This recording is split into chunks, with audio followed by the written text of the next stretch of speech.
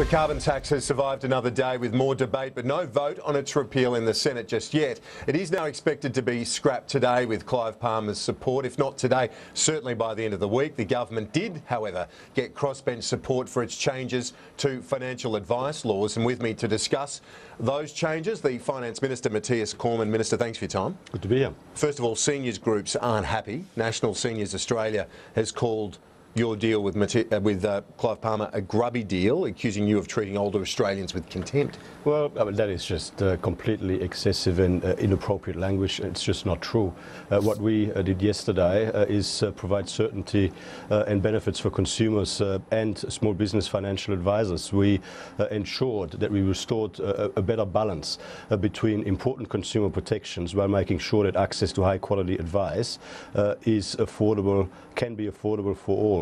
The Council of Australian Ageing say they're very disappointed that in particular, the catch-all best interest test, which was part of Labor's law, getting rid of it, you haven't had a sufficient replacement for that. And I suppose that concern particularly poignant in the wake of the Commonwealth Bank scandal. Well, there has been a lot of misinformation spread about this. I mean, there's absolutely no question the requirement for financial advisors to act in the best interest of their clients remains in full. We haven't changed it. It is still in the Corporations Act as we speak. It will stay in the Corporations Act moving forward. And the agreement that we've reached with the Palmer United Party yesterday and the Australian Motoring Enthusiasts Party is that requirement, that obligation on the financial advisor also needs to be specifically mentioned in the statement of advice that is provided to the client and signed by both the advisor and the client. But obviously the whole purpose of the change was to make the requirements on financial advisors less onerous. That was the whole purpose of the change was to ensure that people across Australia saving for their retirement, managing financial risks through life, could access more affordable, high-quality advice they can trust.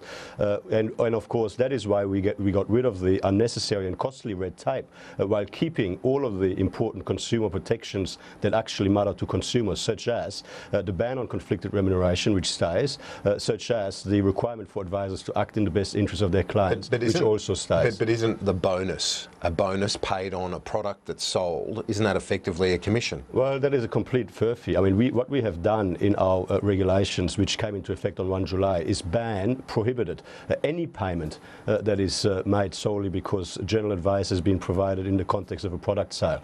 So we've always been clear that we are not bringing back commissions or conflicted remuneration. And we've put that even more beyond doubt in the regulations that we registered at the end of June. And I mean, don't take my word for it.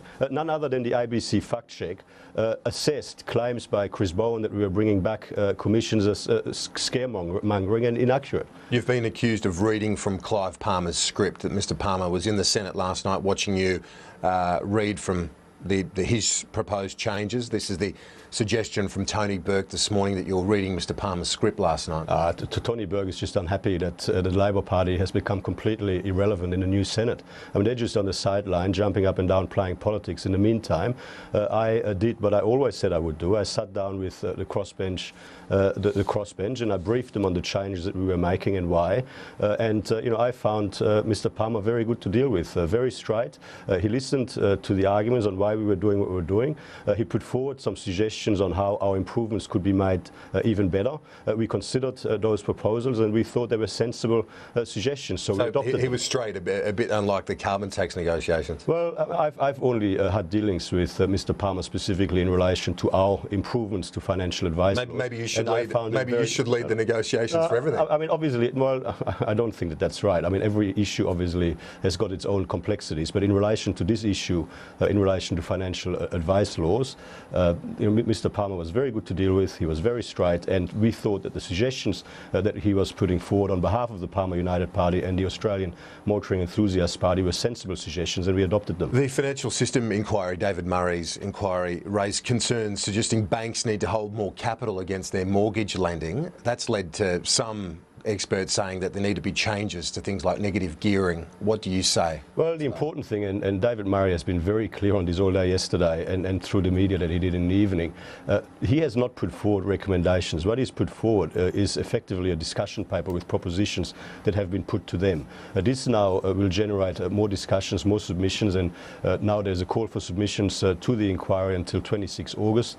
And you of said course, mortgage lending is a source of potential risk to the economy. What do you say to that? Well, he's putting forward a series of propositions that are now going to be properly assessed, properly scrutinised. At some point, they will put a final report to the government with recommendations, which the government, of course, in the ordinary course of events, will consider and provide a proper response to. Senator Cormann, thanks for your time. Always good to be here. Qantas